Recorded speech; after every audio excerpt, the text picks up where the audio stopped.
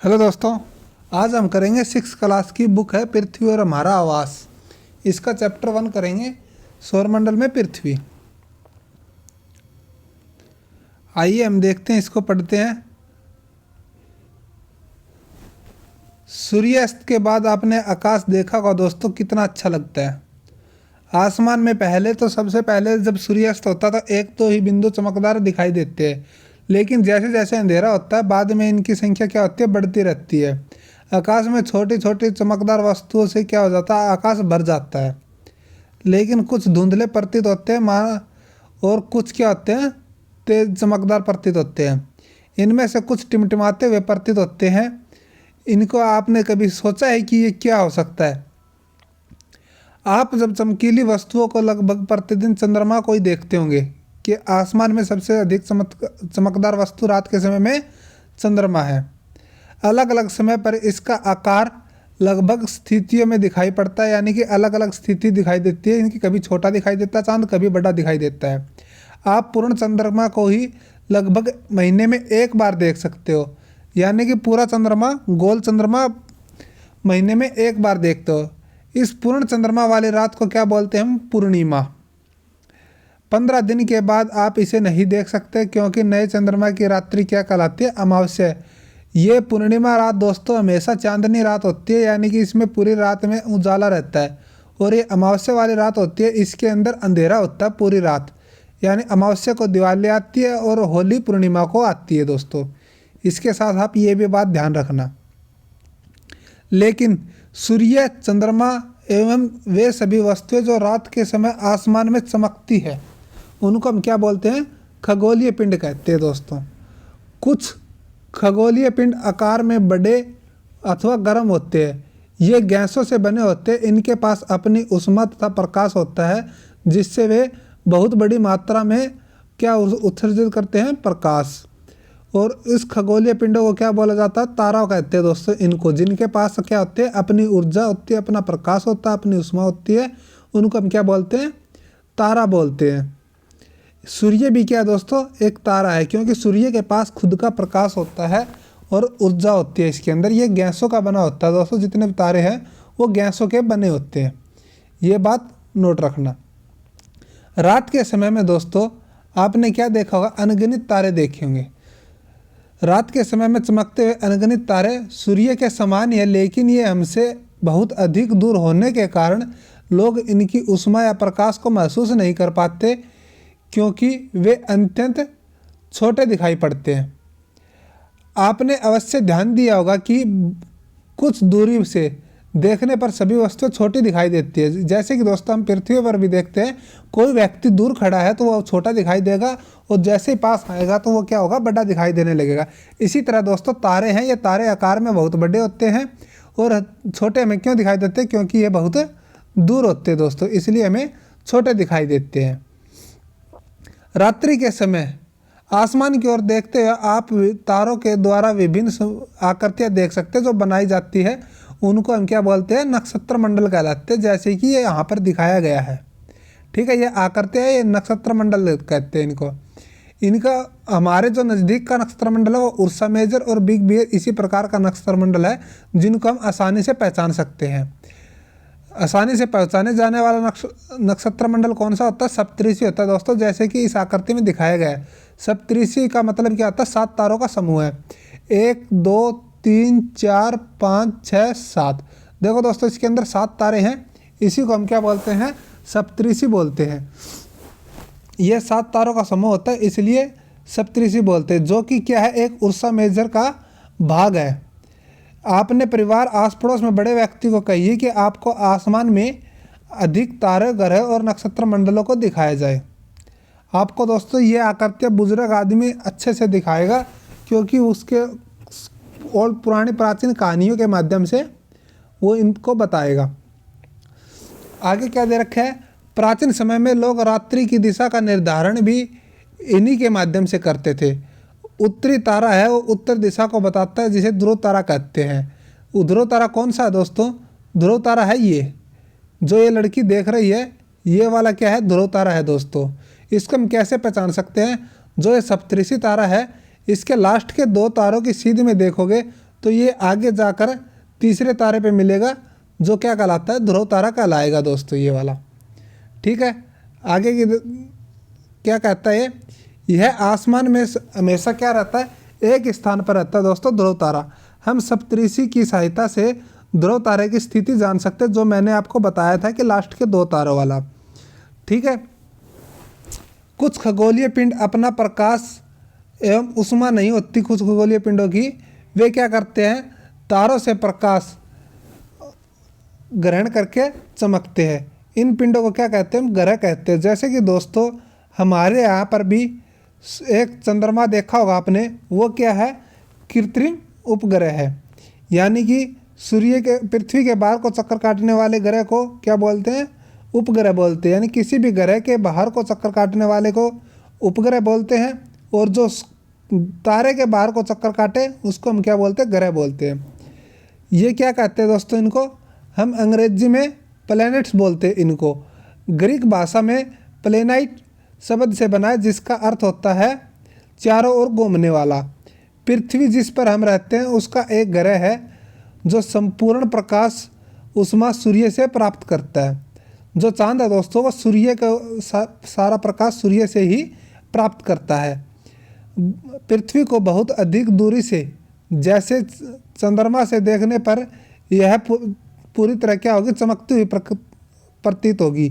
चमकती हुई किसके कारण प्रतीत होती है दोस्तों, यह होती है नीले पानी के कारण। आसमान से दिखने वाला चंद्रमा एक क्या है, उपग्रह है, जो मैंने आपको पहले बताया था। यह हमारी पृथ्वी का सहचर है, यानी कि साथी है, जो इसके चारों ओर चक्कर लगाता है। हमारी पृथ्वी के समान 7 अन्य ग्रह हैं। जैसे हमारी पृथ्वी है दोस्तों, जो सूर्य के बाहर चक्कर लगाती है चारों दिशाओं में, इसी तरह 7 ग्रह और है जो सूर्य के चारों ओर चक्कर लगाते हैं। और ये क्या करते हैं, सूर्य से प्रकाश और उष्मा प्राप्त करते हैं। आगे देखते हैं दोस्तों सौरमंडल। सौरमंडल में क्या है, सौरमंडल में 8 ग्रह है दोस्तों, और इन 8 ग्रहों के उपग्रह है। उपग्रह मैंने बताया था, जो ग्रह के बाहर को चक्कर काटे उनको क्या बोलते हैं हम, उपग्रह। जैसे पृथ्वी के बाहर को चंद्रमा चक्कर काटता है, उसी तरह ये सारे उपग्रह अपने अपने ग्रह के बाहर चक्कर काटते हैं। जैसे शुद्र ग्रह, उल्कापिंड मिलकर ये क्या करते हैं, एक सौरमंडल का निर्माण करते हैं दोस्तों। यानी कि सौरमंडल क्या किसे कहते हैं, सूर्य के 8 ग्रह, उपग्रह, कुछ अन्य खगोलीय पिंड जैसे शुद्र ग्रह एवं उल्कापिंड मिलकर सौरमंडल का निर्माण करते हैं। उसे हम क्या बोलते हैं, सौरमंडल कहते हैं दोस्तों। हमारे उसे हम सौर परिवार का नाम देते हैं। इसका मुखिया कौन होता है, सूर्य होता है या तारा होता है दोस्तों। सूर्य के बारे में पढ़ेंगे दोस्तों। यहाँ पर सूर्य सौरमंडल के केंद्र में स्थित है। यह बहुत बड़ा है एवं अत्यधिक गर्म गैसों से बना है। इसका खिंचाव बल इसे सौरमंडल को बांधे रखता है दोस्तों, क्योंकि यह जितने भी ग्रह और उपग्रह हैं इनको यह अपनी तरफ खींचता है। तभी तो ये क्या होते हैं, सूर्य के बाहर चक्कर निकालते रहते हैं। इसीलिए, लेकिन इनकी अत्यधिक तेज उष्मा ही इनको क्या करते हैं, महसूस नहीं होने देती दोस्तों में। क्योंकि सबसे नज़दीक का तारा होने के बावजूद भी ये हमसे कितना दूर है, लगभग 15 करोड़ किलोमीटर दूर है दोस्तों सूर्य। आगे क्या आता है, ग्रह दोस्तों। हमारे सौरमंडल में 8 ग्रह है। सूर्य से इनकी दूरी निम्न अनुसार है दोस्तों। जैसे कि पहले सूर्य के निकट ग्रह है बुध है, फिर शुक्र है, फिर पृथ्वी, फिर मंगल, फिर बृहस्पति, फिर शनि, फिर यूरेनस, फिर नेपच्यून। ठीक है दोस्तों, इसको आप सीक्वेंस में याद कर सकते हैं। ये ट्रिक दी गई है, my very efficient mother just savoured us nuts. तो इसके पहले पहले अल्फ़ाबेट से आप याद कर सकते हैं, जैसे एम से मरकरी, वी से वीनस, ई से अर्थ, एम से मार्स, जे से जुपिटर, एस से सैटर्न और यू से यूरेनस और एन से नेपच्यून। इनको आप याद कर सकते हो दोस्तों इस ट्रिक के माध्यम से। आगे देखो दोस्तों, सौरमंडल के 8 ग्रह एक निश्चित पथ पर सूर्य का चक्कर लगाते हैं। ये रास्ते दीर्घवृत्ताकार में फैले होते हैं, यानी कि इनका रास्ता होता है दोस्तों अंडे के आकार का होता है। इनको हम क्या बोलते हैं, जिस रास्ते पे चक्कर लगाते हैं उनको हम कक्षा बोलते हैं। बुध सूर्य के सबसे नज़दीक है, तो अपनी कक्षा में सूर्य के चारों ओर एक चक्कर लगाने में इसे केवल 88 दिन का ही समय लगता है। शुक्र को पृथ्वी का जुड़वा ग्रह माना जाता है क्योंकि इसका आकार एवं आकृति लगभग पृथ्वी के समान ही है। अब तक क्या होता था दोस्तों, प्लूटो को एक ग्रह माना जाता था, परंतु अंतर्राष्ट्रीय खगोलीय संगठन ने अपनी बैठक अगस्त 2006 में एक बैठक हुई, उसमें यह निर्णय लिया गया कि कुछ समय पहले खोजे गए अन्य खगोलीय पिंड जैसे 2003 में खोजा गया UB 313, शीर्ष और प्लूटो, इनको किस श्रेणी में डाल दिया गया, इनको बोने ग्रह की श्रेणी में डाल दिया गया है दोस्तों। आगे है पृथ्वी। हमारी प्यारी पृथ्वी के बारे में पढ़ेंगे दोस्तों। सूर्य से दूरी के हिसाब से पृथ्वी कौन सा ग्रह है, तीसरा ग्रह है। आकार में यह 5वां ग्रह है दोस्तों, यानी कि आकार में तो 5वां है और स्थान पे तीसरा ग्रह है। यह ध्रुवों के पास से थोड़ी चपटी हुई यानी कि ऊपर से पिचकी हुई है, इसी कारण यह इसको क्या बोलते हैं, हम भू-आब कहते हैं दोस्तों। भू-आब का अर्थ क्या होता है, पृथ्वी के समान आकार। जीवन के लिए अनुकूल परिस्थितियां संभवतः केवल पृथ्वी पर ही पाई जाती है, क्योंकि पृथ्वी न तो गर्म है और न ही अधिक ठंडी है दोस्तों। यहाँ पानी वायु उपस्थित है जो हमारे जीवन के लिए आवश्यक है। वायु में जीवन के लिए आवश्यक गैस जैसे ऑक्सीजन, जो कि हमारे लिए बहुत ही इम्पोर्टेंट गैस है, इसके बिना हम नहीं रह सकते, वो केवल हमारी पृथ्वी पर ही मौजूद है। इन्हीं कारणों से पृथ्वी सौरमंडल का सबसे अद्भुत ग्रह है। अंतरिक्ष से देखने पर यह क्या होती है, नीले रंग की दिखाई पड़ती है, क्योंकि इसका अधिकतर भाग पानी से ढका हुआ है। पानी से कितना भाग ढका हुआ दोस्तों, 2/3 भाग पानी से ढका हुआ है, इसे नीला ग्रह भी कहा जाता है। आगे देखते हैं दोस्तों चंद्रमा, जो हमारी पृथ्वी के चारों ओर चक्कर लगाता है। हमारी पृथ्वी के पास केवल एक उपग्रह है चंद्रमा। इसका व्यास पृथ्वी के व्यास का केवल 1/4 है, यानी कि 1/4 है पृथ्वी के आकार का। यह इतना बड़ा इसलिए प्रतीत होता है क्योंकि यह हमारे ग्रह के अन्य खगोलीय पिंडों की अपेक्षा सबसे अधिक नज़दीक है। यह हमसे 3,84,000 किलोमीटर दूर है। कितना दूर हमसे, 3,84,000 किलोमीटर। अब आप पृथ्वी से सूर्य एवं चंद्रमा की दूरियों की तुलना कर सकते दोस्तों। चंद्रमा पृथ्वी का एक चक्कर लगाने में 27 दिन में पूरा करता है। लगभग इतने ही समय में यह अपने कक्ष का एक चक्कर भी पूरा कर लेता है, यानी कि पृथ्वी के बाहर को चक्कर भी 27 दिन में लगाएगा और अपनी धुरी पर भी ये क्या करेगा, एक चक्कर 27 दिन में लगाएगा। चंद्रमा की परिस्थितियाँ जीवन के अनुकूल नहीं है। इसकी सतह पर पर्वत, मैदान एवं गड्ढे हैं, यानी कि दोस्तों यहाँ पर नहीं तो कोई ऑक्सीजन है, न ही इसकी सतह समतल है। इसकी सतह पर पर्वत है, मैदान है एवं गड्ढे हैं, जो चंद्रमा की सतह पर पाए छाया बनाते हैं। पूर्णिमा के दिन चंद्रमा की छाया को आप अच्छी तरह से देख सकते हैं दोस्तों। आगे क्षुद्र ग्रह, तारों, ग्रहों, उपग्रहों के अतिरिक्त जो आकाश में पिंड तैरते रहते हैं, वो सूर्य के चारों ओर चक्कर लगाते हैं, उनको दोस्तों हम क्या बोलते हैं, क्षुद्र ग्रह। इनका आकार क्या होता है, छोटा होता है दोस्तों, यानी कि कुछ किलोमीटर तक का ही आकार होता है। ये मंगल एवं बृहस्पति के बीच की कक्षाओं में सबसे अधिक पाया जाता है दोस्तों। वैज्ञानिकों के अनुसार क्षुद्र ग्रह ग्रह के ही भाग है जो बहुत वर्ष पहले विस्फोट के बाद ग्रहों से टूटकर क्या हो गए थे, अलग हो गए थे और सूर्य के चारों ओर चक्कर लगाने लग गए।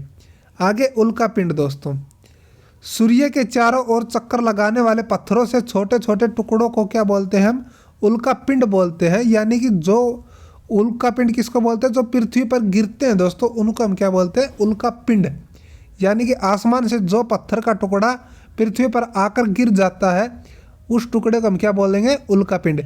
कभी कभी ये उल्का पिंड पृथ्वी के इतने नज़दीक आ जाते हैं कि इनकी प्रवृत्ति पृथ्वी पर गिरने की होती है, यानी कि पृथ्वी पर गिरने की होती है। इस प्रक्रिया के दौरान वायु के साथ घर्षण होने के कारण ये गर्म होकर जल भी जाते हैं। तो दोस्तों इनको कैसे पहचानोगे, जैसे कि आप आसमान में देखते हो कि टूटता तारा, वो टूटता तारा नहीं होता दोस्तों, असल में उल्का होती है जो हमारे पृथ्वी के ऊपर गिरती है और घर्षण के कारण उसमें आग लग जाती है, जिसको हम क्या बोलते हैं, टूटता तारा। हकीकत में वो क्या होता है दोस्तों, उल्का होती है और उसका कुछ भाग बिना जले रह जाता है, जो पृथ्वी पर गिर जाता है, उसको हम बोलेंगे उल्का पिंड। ठीक है दोस्तों, कभी कभी कोई उल्कापिंड पूरी तरह से जले बिना पृथ्वी पर गिर जाते हैं, धरातल पर गड्ढे बन जाते हैं, उसको हम क्या बोलते हैं? उल्कापिंड। अब हम देखते हैं, क्या आपने तारों, बादलों, खुले आसमान के ओर देखा है? आप दोस्तों रात के समय में अपनी छत पर चढ़कर देखिए, आसमान में आपको एक चौड़ी फैली सफ़ेद पट्टी की तरह चमकदार रास्ता दिखाई देगा। यह लाखों तारों का समूह होता है दोस्तों, जैसे कि इस चित्र में दिखाया गया है। यह पट्टी आकाशगंगा मिल्की वे है, यानी कि हमारी आकाशगंगा है ये मिल्की वे। हमारा सौरमंडल इस आकाशगंगा का ही भाग है। प्राचीन भारत में इसकी कल्पना आकाश में प्रकाश की एक बहती हुई नदी से की गई थी। इस प्रकार इसका नाम आकाशगंगा पड़ा दोस्तों। आकाशगंगा करोड़ों तारों, बादलों एवं गैसों की एक प्रणाली है। इस प्रकार की लाखों आकाशगंगाएं मिलकर ब्रह्मांड का निर्माण करती है। यानी कि हम जिस आकाशगंगा में रहते हैं दोस्तों, इस तरह की लाखों करोड़ों आकाशगंगाएं मिलती है, तो उसको हम क्या बोलेंगे? ब्रह्मांड बोलेंगे। ब्रह्मांड की विशालता की कल्पना करना अत्यंत कठिन है। वैज्ञानिक अभी भी इसके बारे में अधिक से अधिक जानकारी एकत्र करने में जुटे हैं। इसके आकार में के संबंध में हमें कोई जानकारी नहीं है, लेकिन फिर भी हम जानते हैं कि हम सभी इसी ब्रह्मांड का हिस्सा है दोस्तों। इसी के साथ दोस्तों यह यूनिट कंप्लीट होती है। हम क्या करते हैं, इसके इम्पोर्टेंट रोचक तथ्य देख लेते हैं दोस्तों कि क्या होते हैं इसके इम्पोर्टेंट रोचक तथ्य जो इसके साइड में दिए गए हैं, उसको हम क्या करेंगे, इसमें पढ़ेंगे।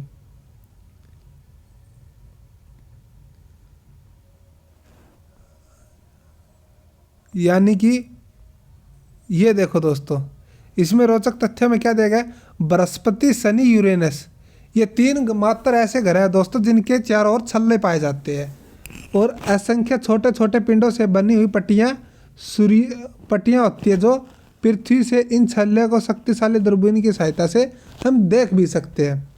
अब आपके एग्जाम में क्वेश्चन आएगा, किन ग्रहों के चारों ओर छल्ले होते हैं? बृहस्पति, शनि और यूरेनस के चारों ओर क्या पाए जाते हैं? छल्ले पाए जाते हैं दोस्तों। अब ये एक चित्र दिया गया है दोस्तों, इस चित्र को हम पढ़ेंगे। इसके चित्र के अंदर पूरी विस्तार पूर्वक क्या दी गई है? जानकारी दी गई है। यानी कि यहाँ रंगीन भाग में देखेंगे, सूर्य के चारों ओर परिक्रमण किसका काल होता है? ये होता है दोस्तों बुध ग्रह, जो सूर्य के चारों ओर एक दिन में 88 दिन में क्या करता है? एक चक्कर लगाता है, और अपने अक्ष पर 59 दिन में। सूर्य के तारों शुक्र ग्रह क्या करता है? नंबर 2 पे सूर्य के चारों ओर परिक्रमा करने में 255 दिन का समय लेता है शुक्र, और अपने अक्ष पर घूर्णन करने में 243 दिन लेता है। पृथ्वी सूर्य के चारों ओर परिक्रमा करने में 365 दिन का समय लेती है, और अपने अक्ष पर घूर्णन करने का 1 दिन का समय लेता है। आगे पृथ्वी के ग्रह की संख्या कितनी है? उपग्रह की संख्या 1 है, वो है चंद्रमा। सूर्य के चारों ओर मंगल ग्रह दोस्तों परिक्रमा करने में कितना समय लेता है? 687 दिन का, और अपने अक्ष पर घूर्णन 1 दिन में कर लेता है, जो पृथ्वी का 1 दिन होता है। चंद्रमा पर इनकी संख्या क्या होती है दोस्तों? 2 होती है इसकी संख्या, यानी कि इसके 2 चंद्रमा है, 2 चांद है। और साथ ही दोस्तों इन चारों ग्रह को क्या बोलते हैं? आंतरिक ग्रह बोलते हैं, क्योंकि सूर्य के बहुत नज़दीक है, और ये सारे ग्रह किसके बने होते हैं? चट्टान के बने होते हैं दोस्तों। आगे दोस्तों ये दोस्तों बृहस्पति ग्रह है, सूर्य के लगभग एक चक्कर पूरा करने में कितना समय का लेता है? 11 साल 11 महीने का समय लेता है दोस्तों, यानी कि लगभग पूरे 12 साल का। और अपने अक्ष पर घूर्णन के लिए 9 घंटे 56 मिनट का समय लेता है, और इस पे चंद्रमा की संख्या कितनी है? लगभग 53 है दोस्तों।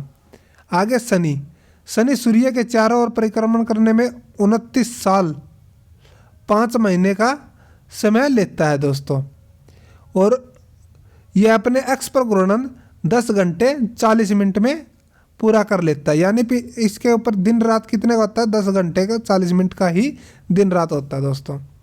चंद्रमा की संख्या इसमें भी क्या है? लगभग 53 होती है दोस्तों। आगे यूरेनस क्या होता है दोस्तों?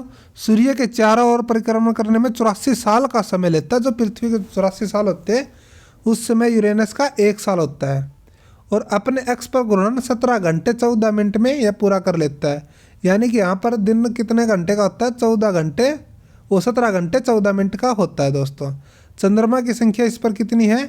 27 है। नेपच्यून, नेपच्यून सूर्य के चारों ओर परिक्रमा करने में 164 साल का समय लेता है दोस्तों। अपने एक्स पर घूर्णन 16 घंटे 7 मिनट में। चंद्रमा की संख्या 13 है दोस्तों। और ये दोस्तों इन चारों ग्रहों को, लास्ट के चारों ग्रह क्या बोलते हैं? बाह्य ग्रह बोलते हैं, क्योंकि ये सभी ग्रह गैसों से मिलकर बने होते हैं। आगे हम देखते हैं दोस्तों, यहाँ पर देखेंगे, क्या आप जानते हैं पौराणिक रोमन कहानियों में सोल सूर्य को देवता को कहा जाता था। सौर शब्द का अर्थ है सूर्य से संबंधित, इसलिए सौर परिवार को सौरमंडल कहा जाता है। सौर शब्द का उपयोग करते हुए अधिक शब्दों को आप लिखें दोस्तों। शब्द की उत्पत्ति, ऐसे बहुत से शब्द हैं जिनका उपयोग हम एक भाषा में करते हैं, अक्सर वे दूसरी भाषाओं में क्या होता है? प्रयोग में लाए जाते हैं। उदाहरण के लिए जियोग्राफी एक अंग्रेजी भाषा का शब्द है। यह ग्रीक भाषा से लिया गया, जिसका अर्थ है पृथ्वी का विवरण। यह 2 शब्दों से मिलकर बना होता है, जियो प्लस ग्राफिया। जियो का अर्थ है पृथ्वी, ग्राफिया का अर्थ है लिखना। आइए हम इसको देखते हैं। जैसे कि यहाँ पर दिया गया है जियो, जियो प्लस लॉजी करेंगे तो इसका मतलब होता है पृथ्वी का अध्ययन। जियो प्लस मैट्रिक करेंगे दोस्तों, इसका मतलब होता है पृथ्वी का मापना। और जियो प्लस आइड करेंगे तो इसका मतलब है पृथ्वी के आकार के अनुरूप। क्या आप जानते हैं दोस्तों, यहाँ पर देखेंगे रात के समय में आसमान के मनुष्य क्या होता है? आसमान को देखकर मोहित हुआ है। खगोलीय पिंडों, इनकी गति के संबंध में अध्ययन करने वाले को क्या बोलते हैं? हम खगोल शास्त्री बोलते हैं दोस्तों। आर्यभट्ट प्राचीन भारत के प्रसिद्ध खगोल शास्त्री थे, जिन्होंने कहा था कि सभी ग्रह चंद्रमा परावर्तित सूर्य प्रकाश के कारण ही चमकते हैं। आज विश्व के सभी भागों में खगोलविद ब्रह्मांड के रहस्यों को खोजने में लगे हैं। आइए हम जानते हैं दोस्तों, यहाँ पर प्रकाश की गति लगभग कितनी होती है? 3 लाख किलोमीटर प्रति सेकंड होती है। और इसकी गति इतनी होने के बावजूद भी सूर्य का प्रकाश पृथ्वी तक पहुँचने में लगभग 8 मिनट का समय ले लेता है।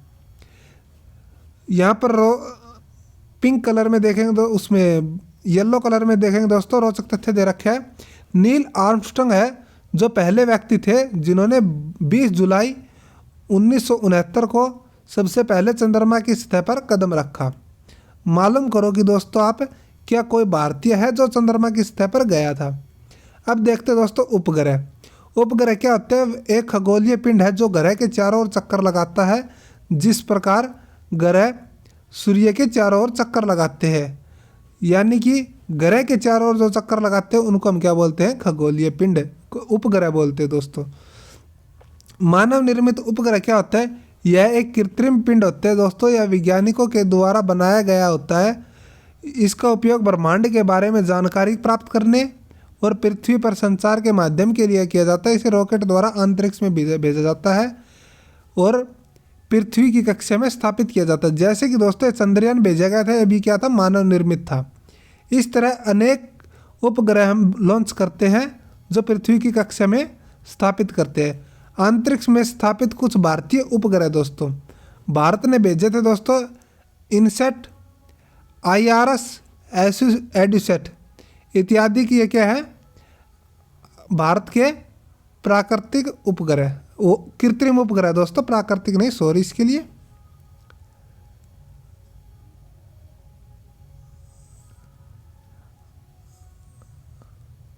इसी के साथ दोस्तों हमारी ये यूनिट कंप्लीट हुई। इसके कुछ क्वेश्चन हैं। ग्रह और तारों में क्या अंतर है? सौरमंडल से आप क्या समझते हैं? सूर्य से इनकी दूरी के अनुसार ग्रहों का नाम लिखिए। पृथ्वी को अद्भुत ग्रह क्यों कहा जाता है? हम हमेशा चंद्रमा का एक ही भाग क्यों देख सकते हैं? ब्रह्मांड क्या है? इन क्वेश्चनों के उत्तर आप देने का प्रयास करें।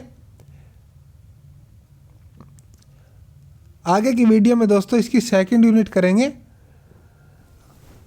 उम्मीद है कि दोस्तों आपको ये वीडियो बहुत पसंद आई होगी, इसलिए चैनल को लाइक, शेयर, सब्सक्राइब करना मत भूलिए ताकि आने वाली वीडियो का नोटिफिकेशन आपको जल्द से जल्द प्राप्त हो सके।